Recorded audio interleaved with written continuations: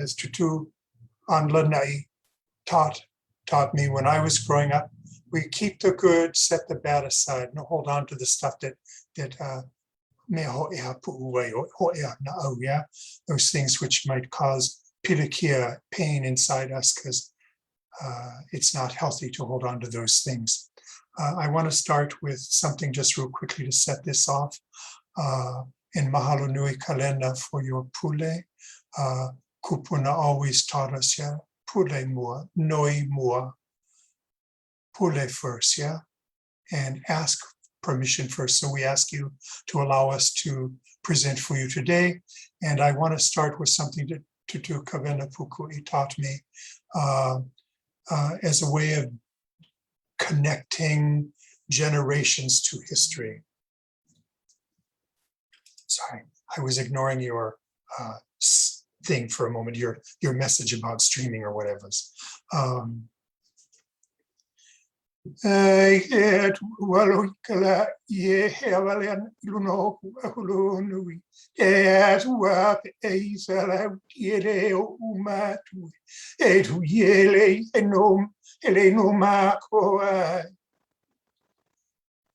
Tutu Kawena said that this mele used at the beginning of chants or in entering times when discussion was to occur. Kūpuna called on this deity who lived in the mountain heights, in the verdure of Pu'ahulunui, who broke the quiet, the calm quiet, by speaking aloud with his voice. This deity has woven a lei for our ancestors. Might you also include us in that lei? And the lei in this case was not the lei of the verdure, the greenery of the mountain, but the lei of words, of talking story, of passing generational knowledge on. And as we all know, as John Papa'i'i himself wrote when he was publishing his series that became Fragments of Hawaiian History, when I asked Tutu Kawena about the name, how they came up with the name for the translated publication, she said that it was not me, it was I'i himself, Hawaii, Fragments of Hawaiian History. So those fragments that each of us have the privilege to connect with today are even more valuable because we're even further removed.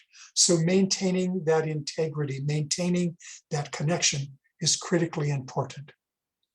But as the mele said, the calling upon the deity,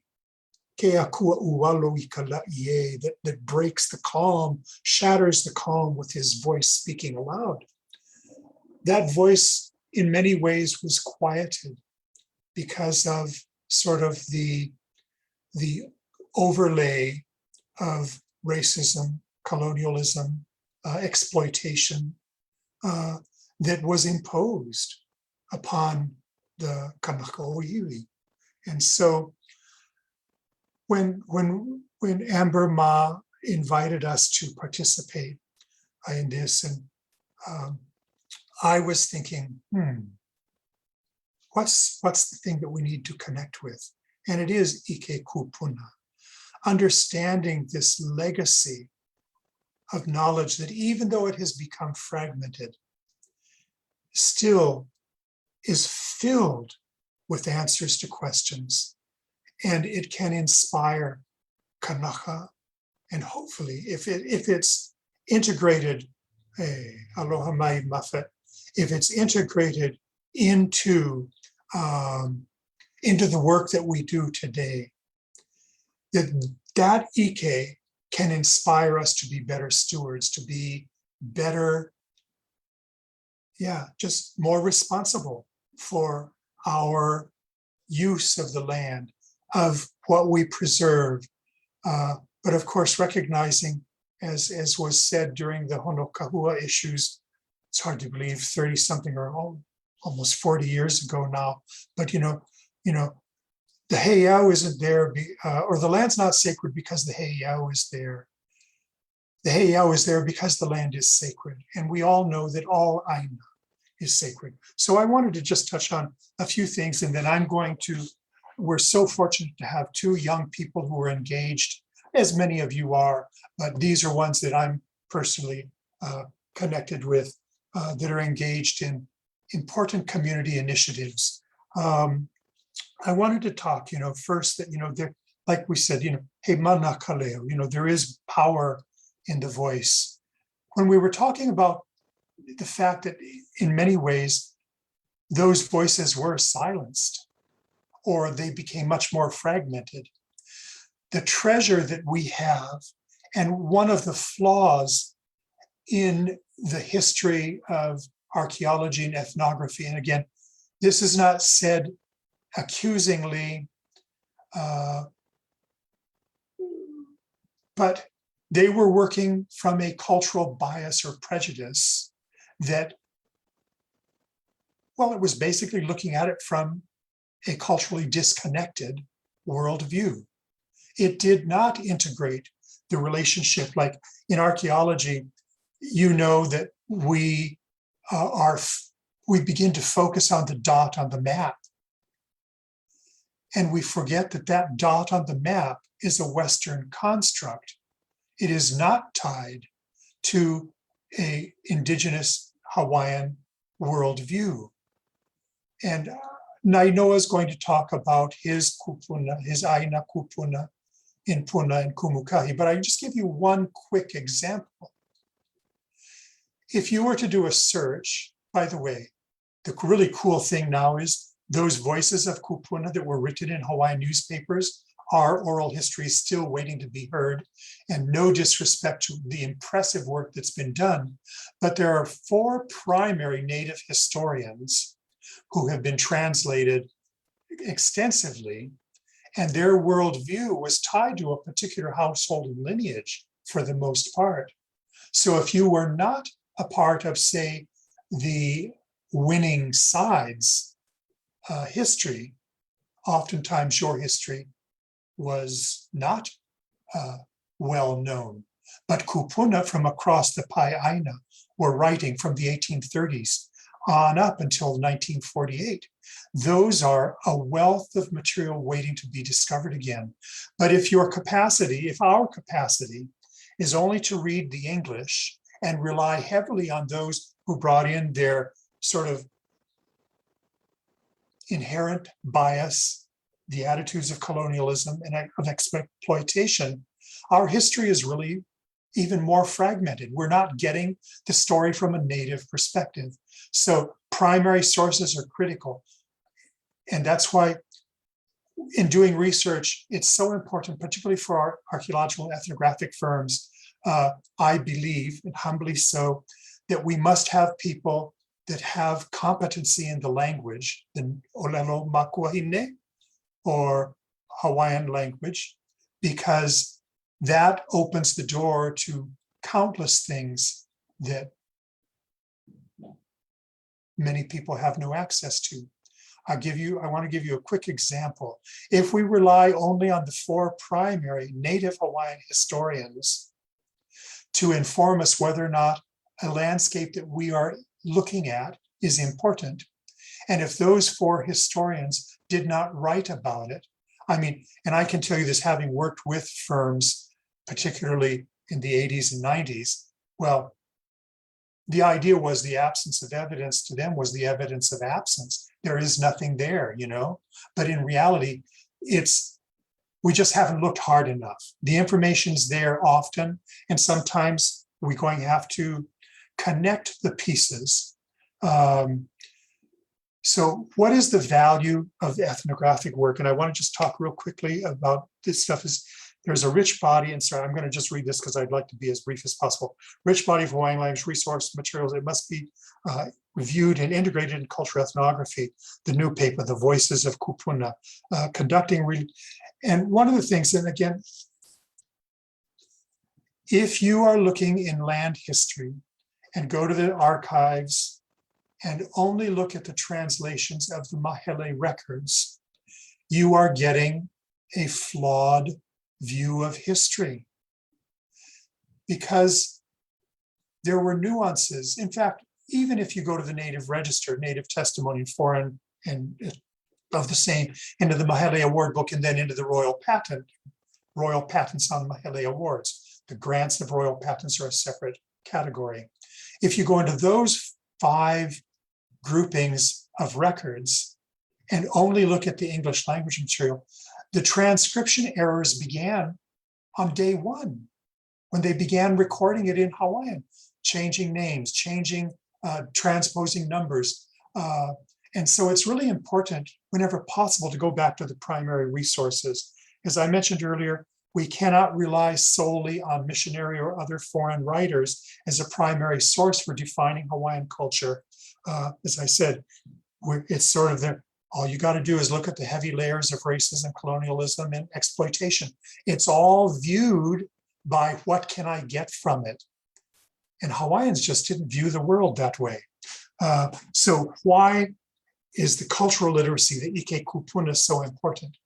It's because these things connect us to our legacy landscapes, to that biocultural environment of which we are all a part, regardless of our ethnicity. It also sets the foundation for communities to be engaged and to help make informed decisions, wise use. How do we manage access? How do we manage preservation? How do we manage education and ensuring that legacy is passed on? So one of the really interesting things, we were in a meeting with some of the Kariokapa Akai Ohana a week or so ago, and Professor Deviana McGregor said something really interesting that just caught me immediately. He says, if there are cultural resources, there are in fact cultural practices occurring. But you see, not everyone's going to be quick to go say, yeah, this is where I take this, where I get that. How many of you have ever gone up, gather Maly, whether not just on Kauai, anywhere? You're not going to tell where you go, because sometimes people no mo aloha, and Kūpuna on Lanai, Shelly's great tutu, who helped raise me, were one of the first things Tutu Papa taught me was, Maika ikahana kalima ono no ka'ai kawaha. When the hands do good work, the mouth eats good food.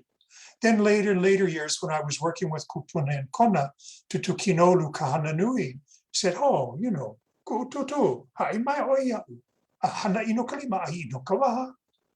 He said, if you do dirty work with your hands, his tutu said, you're going to eat dirty food. And that's the kind of idea. How do we clean up our work? How do we ensure that we are pono? And how do we pass this on to those who have the power to use our landscapes, to use kanakawiwi landscapes, forgive me. And so this idea, the practices are occurring. I want to just end on one thing, and then Shelly, Kaleialoha, and Nainoa going holomua. I have read many papers written by academics that were not generationally tied to aina, to place. And you see a very distinct difference. And I can say this because the guy's dead, and I'm not disparaging him, but I worked with one archaeologist who told me back in the 90s, early 90s, says, boy, when I die and come back, I'm going to come back as an archaeologist and work in a place where there are no living people, so I have to deal with all this kaka. He never say kaka, by the way. So, I thought, oh, how sad, yeah? Because in reality, culture did not freeze in time. While we have had some filling in of the blanks, yes, and diluting of those huna ka mo'olelo Hawaii. The culture is living, it's viable, as Deviana said. If there are cultural resources, there are cultural practices. We can know that. But sometimes, anyway, today, so one of the things is, for anyone, particularly Kanaka, writing as a Hawaiian on Hawaiian subject matter, my hope and prayer is that each of you as Hawaiians will write, even if it's in an academic setting, that you will write as a Hawaiian first, recognizing first that your culture was a rich science. Every facet of life can qualify as science. And so we adapt to providing the observation, the description, the hypotheses, and but present it as a Hawaiian. And anyway, that's my dog and pony show. Please come here, Maika Imalama, come here, Meke Oliho Kawaleaku. I'm going to pass off, I think, to begin with. And I don't know if anyone from OHA, because I think I saw that OHA perhaps is a co-sponsor or something, or participating with this. Hi. So if someone from OHA is here, I want each of you folks to know that our program on Lanai was conceptualized in 1987. It almost was a stillborn, but in late 2005, my wife Onauna and I were asked by some very desperate community members to come home to Lanai and try to see if we could do something.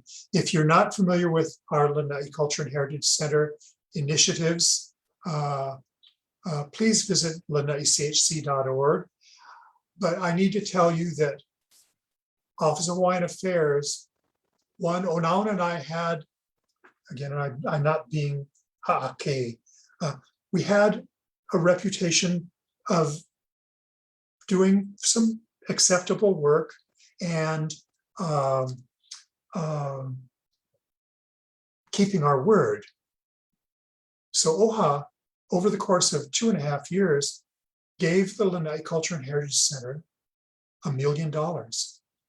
We did a capital improvements project. We engaged communities. We began teaching the first development phases of cultural curriculum to try and connect all the people on Lanai in our school with education. We did archaeology. We did extensive work as a part of that investment. And today, Shelly is here in part because of that of that investment, and it's still going on.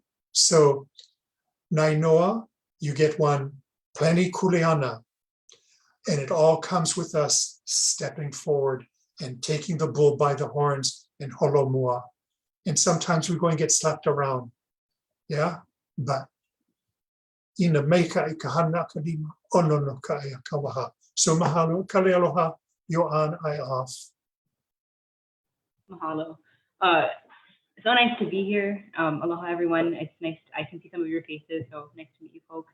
Mahalo to Amber and Kalana for inviting us to be a part of this. And I'm really humbled to be on this panel with Kepā and Nainoa because they're really awesome. I had the pleasure of meeting Nainoa last week on a Zoom kind of talk story, and it was really awesome. I'm super excited for you folks to hear about Waivelavela, and I'm excited to hear more too.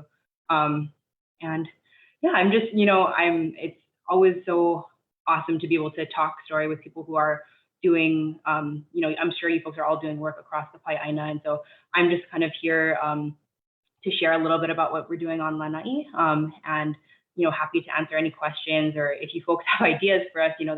I think we were all talking before this started, and we really want this to be kind of a discussion, like kuka kind of thing, where we can talk story and bounce ideas off each other.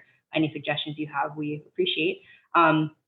But yeah, so I'm part of the Lanai Culture and Heritage Center. My family is generationally from Lanai, and I'm really grateful that I had the opportunity to grow up here because it's a really, really special place. Have any of you ever been to Lanai, or some had not, some no? If you folks ever do make it, please come see us at the Culture Center. We're right in town.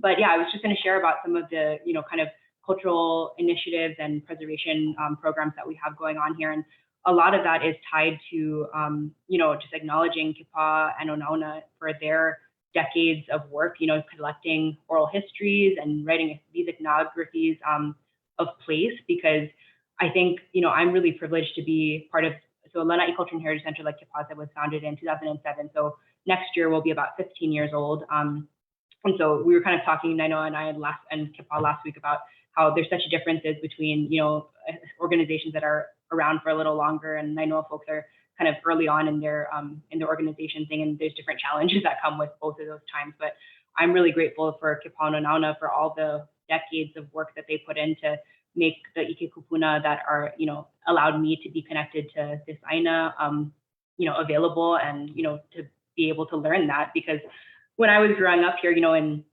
the DOE, and I went to Kamehameha for middle school and high school, but in the DOE when we were growing up, there was little to no education about our own aina, right? Like we grew up saying Lanai and Lanai interchangeably because there was no one around who would tell us, oh, actually Lanai means day of conquest, day of victory, and this is the mo'olelo tied to that.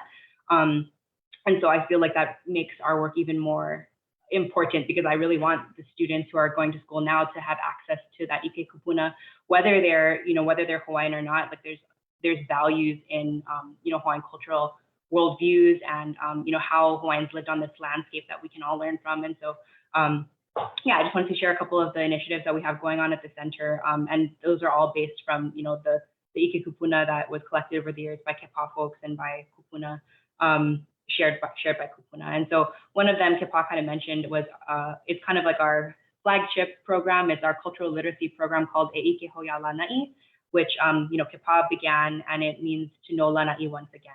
And so that was really kind of an initiative that was meant to connect our Lanai people, and specifically our Lanai students, back to their own biocultural landscape.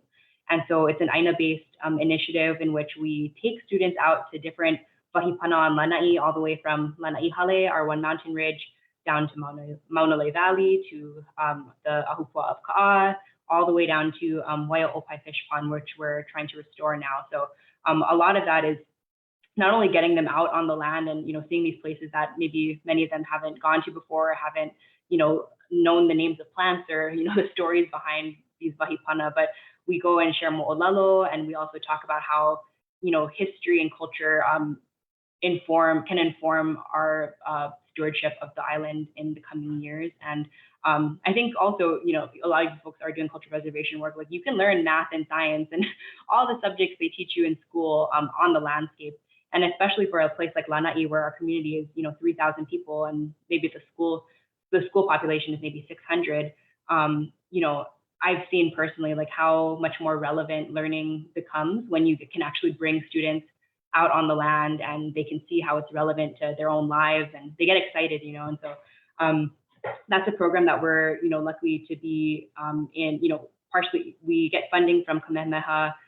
We got some funding from OHA, like Kepā mentioned, but we've continued to do this. And next year we'll be in our 10th year of doing ʻIke Hoya Lanai, which we're really proud of.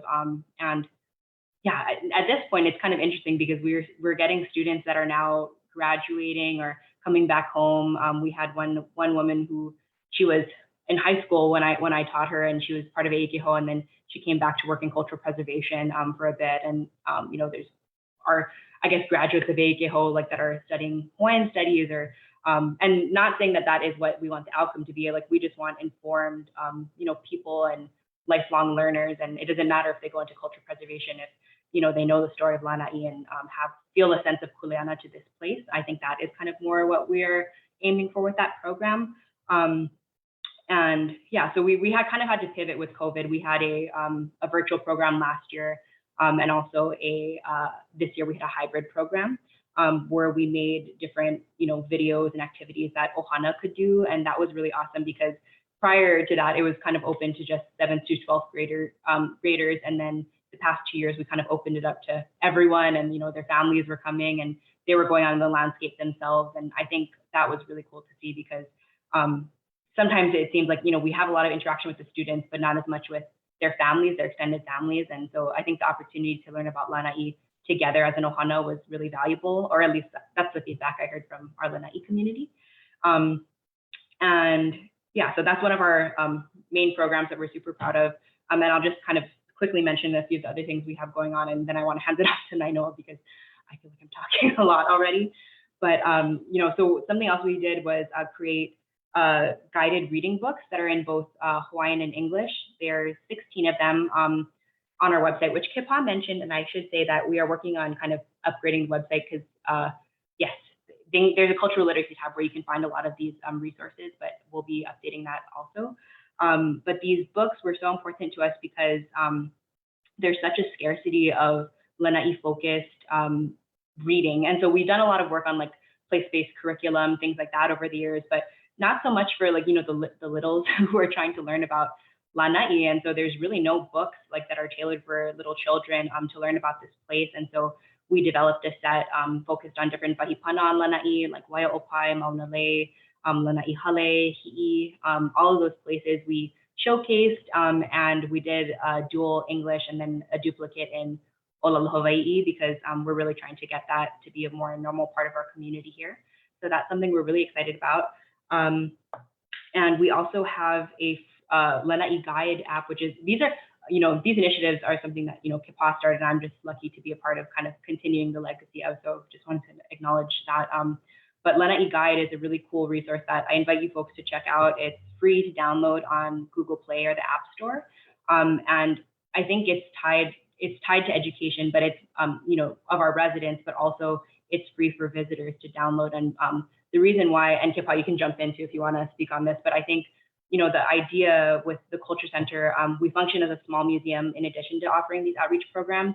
And the idea of offering this information and knowledge, it's to promote informed access to Lanai, because I think you folks, I saw the comments of everyone's tuning in from all over, and I'm sure, there's been just increasing conversations about how tourism has not worked for local communities, and in many cases has been extractive, consumptive, and exploitative of our culture, right? So I think the idea behind having a free resource like Lanai Guide is so that, people, if they learn about our places and learn the significance and cultural attachment that we have to our aina, hopefully that'll encourage them to be more respectful as they visit. And we have had great feedback from people who, they had no idea about, like, there's just so much history and cultural practice tied to place that otherwise they would have just, viewed it as like a playground or something, right? And so I think we're really trying to help change that by, not by giving away any like secret information or, things that shouldn't be shared, but by sharing things that, sharing things about places where people were already visiting, and hoping to add kind of another layer of depth to their understanding about visiting our aina and the fact that it is our home and they are a guest, and, to behave respectfully. So yes, I invite you folks to check that out. We're kind of developing ways of making that more engaging and interactive. So we have like an augmented reality feature. If you're here in the museum, you can scan artifacts, and then multimedia will pop up. And so the idea with that was, I was realizing that a lot of people come to our center and they look at the artifacts sitting in the glass case and they think that was like, it's somehow like dead, it's just like sitting there. And they don't realize that like our culture is a living culture that we continually practice, and that for us, these things aren't just artifacts, right? They're a part of our daily lives. And so we were really trying to showcase that, if you scan one of our ʻIke, then you'll see a video of people hu'iing kalo, right? And so I think, it's just showing that for, visitors who have no context for these things, they're reading about it. They can see that, this is something that is part of our living history. So that's something we're really excited about. And then finally, and then I'll pass it off to Nainoa, is one of the programs we have going on now is called Kuhib. It's part of the Kuhib Akai initiative, which is a partnership between Pulama Lanai and the National Fish and Wildlife Foundation. And so it's focused on this huge swath of land on our eastern shore. And I invite folks to kind of check it out because there's a lot of cool projects happening. But that area has just been so environmentally degraded by introduced ungulates like deer, mouflon sheep, and goats are eradicated, but they contributed to the degradation. But that's also the side of the island where all of our fish ponds once were, and where our restoration for Waiaʻopai is currently happening. But we have a huge problem with, invasive plants, including kiave, and animals, like I mentioned. And so I feel like, a lot of our work in cultural preservation, people think about, definitely as like histories and stories, but it's also tied to natural resource conservation, and there's no line between the two, right? Even though there might be like separate departments and stuff, like our work is inherently natural conservation. And so we initiated a program this year called, that's focused on bringing community residents hunting out there and, hunting for free, and educating, and it's run by, the important thing was that it's run by local community people who have been hunting on this land for decades and have seen the changes, even in their lifetimes in the past 50 years. the degradation that's happened because of deer and sheep and stuff like that. And I think, sometimes people think of hunting as, they're like, oh, it's our traditional like right, but deer are not from Hawaii, right? And we've seen the havoc that they can that they wrought on our native ecosystem. And so part of our initiative with offering this is to try to reach that part of our population, the adult population that maybe doesn't know the full history of like what has happened and what Lanai is supposed to look like with native plants and thriving marine ecosystems, because right now there's a lot of runoff and we understand that this is going to be kind of an ongoing thing for us. It's going to take many decades to try to restore health to Lanai, but we think that everything that we can do to try to educate our own community and visitors to the island is just going to help us create a brighter future for our Aina. And so with that, I think I've talked too long, but mahalo to you all for listening. And with that, I think I'll pass it over to Nainoa.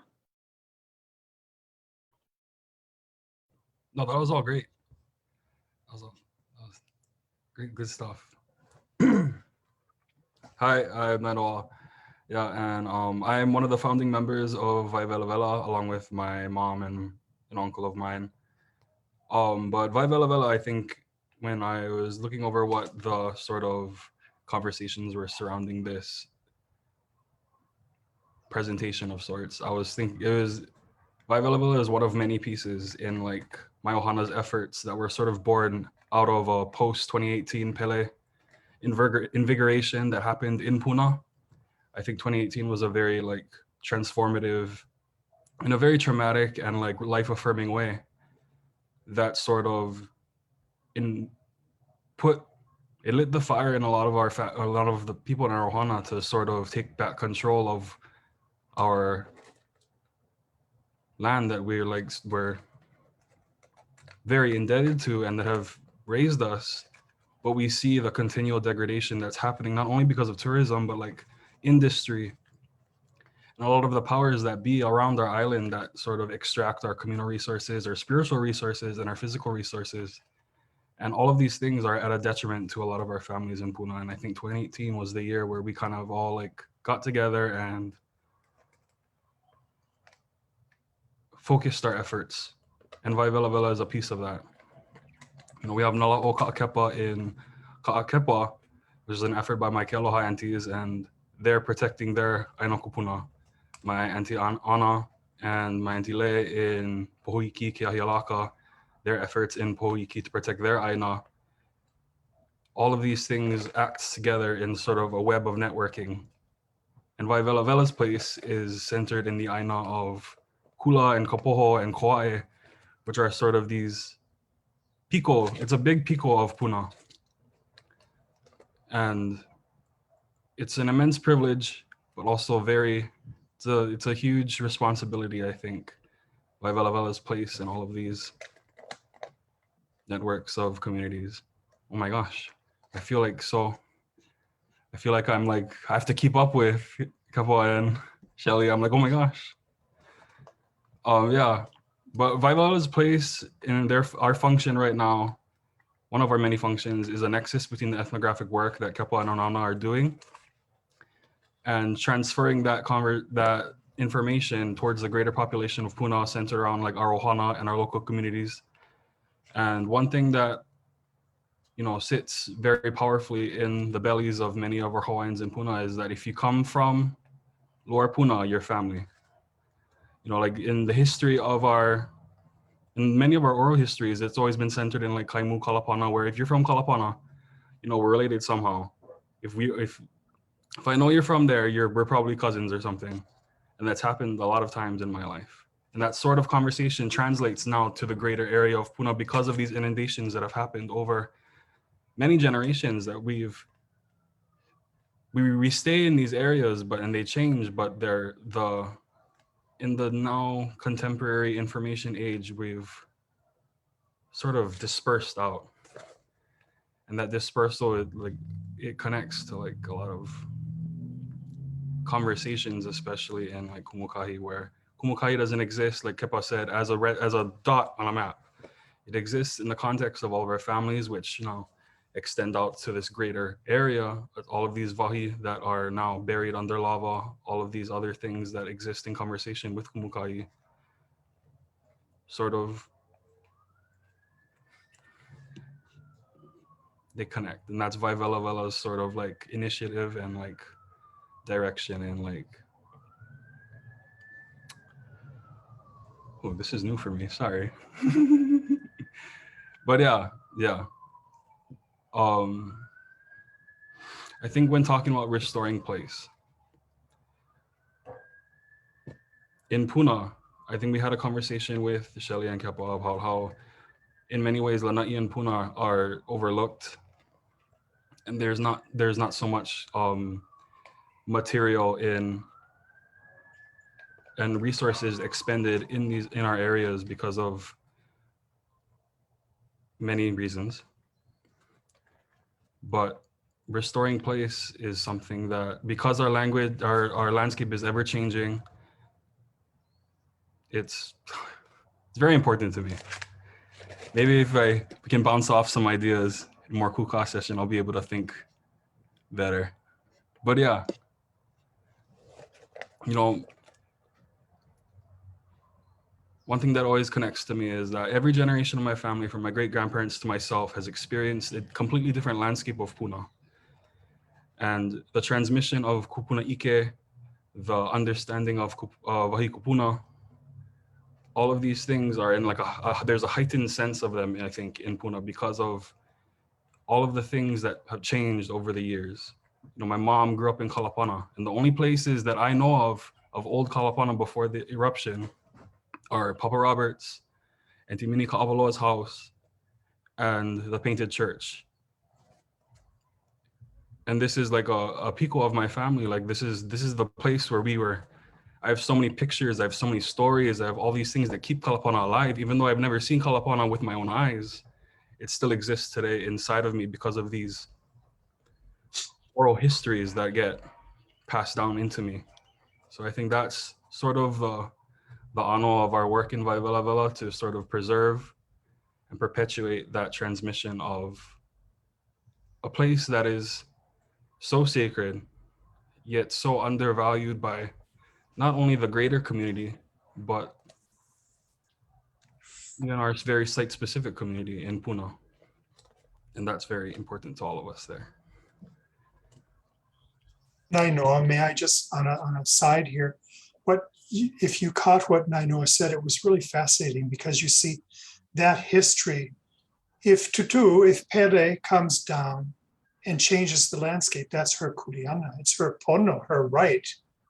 But those wahipana, those places that are described as Wahi Kupuna, still exist. It's just on a different plane. Yes, Kainoa? Yeah. Yeah. So it's still there. It's important. Yeah, I think my angle of it is always tied to like just the sense of dignity that connects me to these places, because I have an entire coast now. In my generation, there's an entire coastline from Pohoiki to Kapoho that is completely covered in lava. There's nothing that I knew of that was there when I grew up there. All of these places now exist in a totally different state of being. And preserving the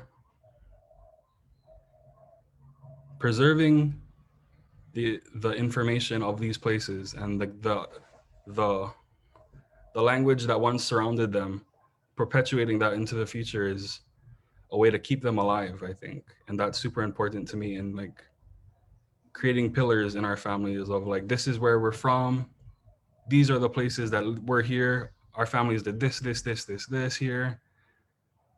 And sort of like giving our families the language to express why these things are so important to us. And that's, I think, Vaivela Vela's purpose in like affirming and giving and providing knowledge and language for all of us to sort of be able to express why and show why these things are important. No.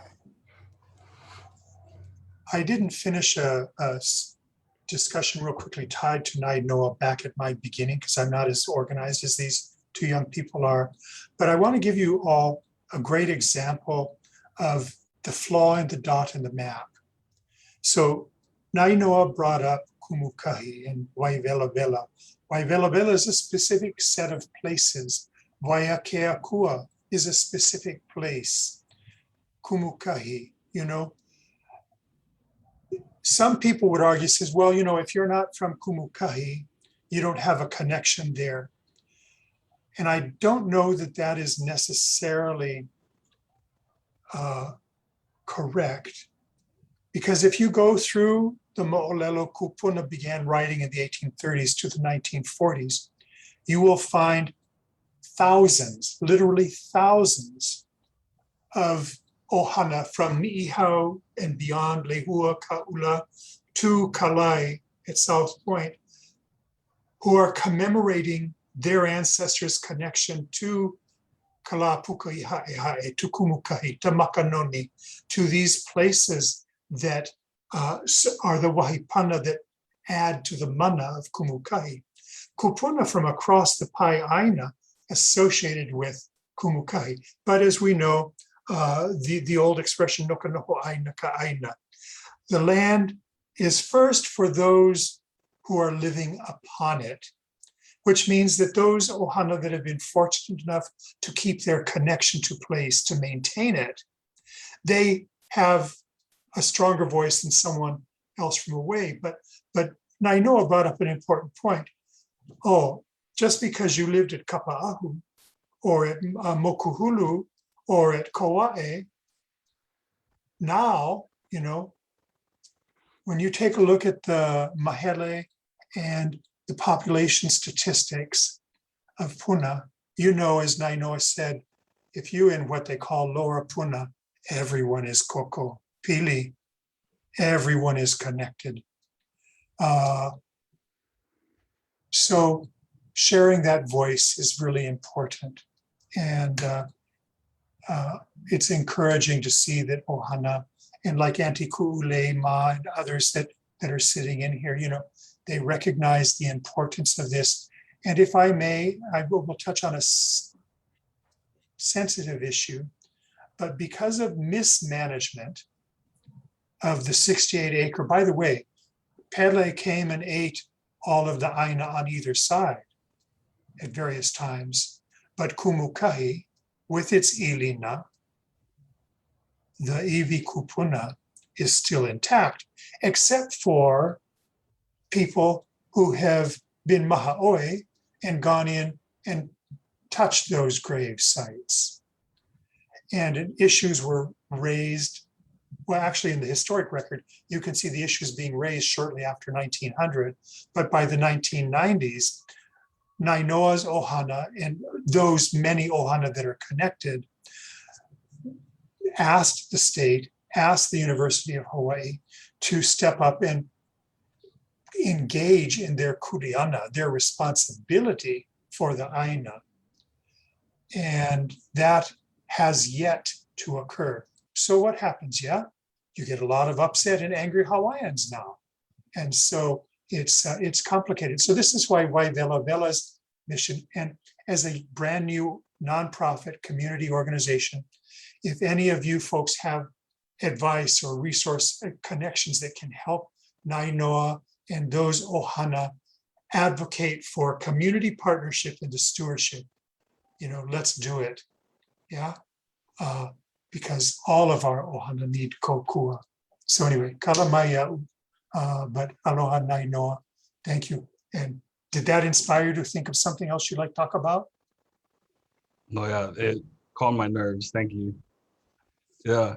No, yeah, I think another one of Waivelavela's roles is as a vessel for a lot of our ohana structures to approach things, entities like the DLNR, like the UH system, because in so many ways these things exist in an entirely different world than a lot of the day-to-day people of our, like, who are connected to these lands but aren't connected in any like steady reliable way to the powers that sort of control these lands and have money and say in what happens. So our role is very much so in bridging that gap, bridging many gaps. I think that is what Vaivela Vela's role and function is. So yeah.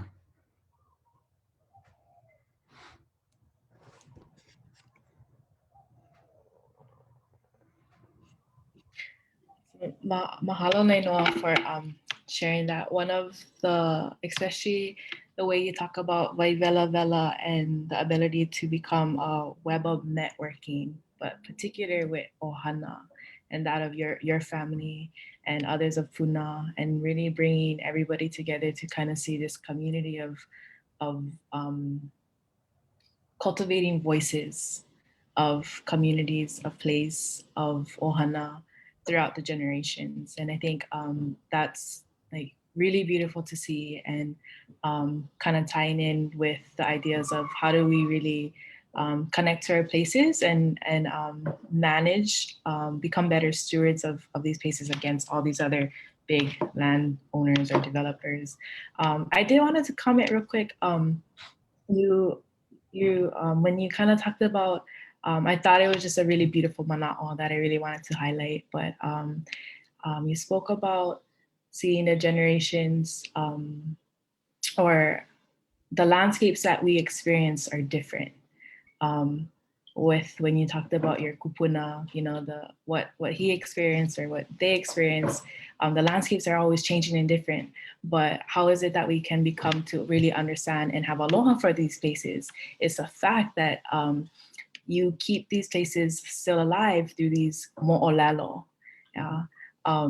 And though I think you made a comment, though you've never experienced kalapana in the way that your Kūpuna have experienced it, you still understand and keep that place alive. And I think for all of us here in like this space, I think that mana'o is so important to really like hold fast to, and understanding that we can really become connected and keep places alive by sharing the stories of these places. So I think the work that you represent with Vaivela Vela is super important. So mahalo for kind of putting that out and bringing that to surface for all of us. Yeah. Yeah, that's something that I think a lot of us carry inside of ourselves here in Puna, where it's like this. You know, when I go to Kapoho, when I go to Kula, Kumukahi, I have stories of my great grandparents living there in Kapoho town. And so my relationship with that area is so much more different, I think, than someone who doesn't have that connection. We're now in a post 2018 world where all of it is just lava field. There's this huge field of lava, and that is the relationship they have with that place. But whenever I see these places that I know what used to be there by way of the information that was given to me, the sense of belonging is, and the sense of wanting to do something with like that's transformative and positive and productive is so much more powerful for me. And I'm mahalo Kepā too, because it's really interesting knowing that I have my own cultural resources by way of his oral histories that he did of my Kūpuna, and I get to connect with those people who I've never met in that way with the person who kind of conducted those oral histories. So it's the validity of the work is there. Like that it alone proves that to me. So it's very exciting to be able to not sort of question what I'm doing is like pono, but like to be able to be firm in like what, not just me, but our entire family structure, what we're doing in our lands is right. Not righteous and right, but like just, it feels good. It feels good. This sort of ethnographic work of like continuing the stories and perpetuating an understanding that's rooted in And I think So- a lot of us probably carry the same sentiment too, like how you talked about, not really just being able to reflect back on some of the work that Uncle Kepā has done and listen to these voices of your own Kūpuna, and really not validate, but ho'a mana, empower the things that you're doing today in your space right now. I guess Uncle Kepā, just because this Nainoa just brought it up though, how doing the work that you and Auntie have done, the ethnography, like how in the early stages of your guys' work, did you kind of, the sentiments that Nainoa had expressed, and now all these younger generations, us folks, are able to kind of look at your work, or look at the gathering of voices that you guys been able to kind of make a waihona for. Kind of, did you, I guess, have forethought of seeing how much it would really kind of impact and transform? Because we're really talking about transforming people's pilina to themselves. I think is what's what is happening for a lot of us here sitting in this space today. Yeah. So just on that one. Mahalo. We're deeply humbled, and did we think that we would have success? I think we hoped, but from the very beginning, our goal, and so let me just tie something together back. The theme was, ʻIke Kūpuna, empowering Hawaiian communities. Our goal was that information would be collected. Not all, and by the way, any of you guys younger than us now, you're so lucky. When we had to go do research, we couldn't do it online. We couldn't, like I had to leave Lanai, I had to leave Hawaii Island, to be able to go anywhere. And then it costs airplane fare, hotel, whatever's, I mean, now we have so many resources available to us to help bring these voices to the present day. The goal, though, is if a community knows its history, not only its personal histories, which are so important, but sees how those personal histories link with the other histories of the same aina, because depends, sometimes our makua, maybe this side or that side, going to get different stories, right? I've done interviews like on Mauna Kea with sisters of a family who, these sisters who were in their 80s, both had a part of a story from their tutu kaharelau mamane, but they didn't know the other one had a different story, but it connected together. You know what I mean? So this idea about bringing the information together and ensuring that the ʻIke is passed down. And that's why the ethnography is so important. So for Kaleialoha, for Nainoa, for all of us working in our communities, the more information we have, and I appreciate that Kaleialoha mentioned on our GPS web-enabled app, we're not giving away the secrets, but we are also trying to inform people of how to visit and why, because, they were doing it before we started talking about it. It's just like kumukahi. People going down there and some hana, some, are okay. But, if we haven't shared that they have responsibility to when they travel to Aina, then we're failing our job. So what we've done is we've tried to ensure that our information that we've been privileged to gather is back in the communities across the Pai'aina, from Ni'ihau through Hawaii, so that those leo still live. That's all we could hope. As I've said for years, people say, oh, blah, blah, blah, you work this or that, or else or else it sucks or it's good, but our idea is, I'm just a scribe. Sadly, I stood in the wrong line at birth, so I was taken as keiki ho'okama of tutu, but I know mokoko. And so I do know my place, but I also have had very good teachers. Kūpuna, born in the 1880s, 1890s, up until the 1920s like that. And I believe and forgive me, I'm going to share a personal story. Some people say, how come you do this? Well, I was on a program as an instructor in 1975 with a program that was called Hawaii Bound. And I was teaching their staff about a little bit about ethnobotany and stories like that. And I went down with them to the Pu'uhonu at Honau now and to Apelehama Kaumaha Moses. After I called out to him, it's a longer story, but he went to the back door of his house and waved to me to come see him. And he says, I want you to come back and stay with me and my wife for a while. So this man's in his 80s, beautiful Hawaiian Kanaka. And when I asked him, how come you going to teach me these things?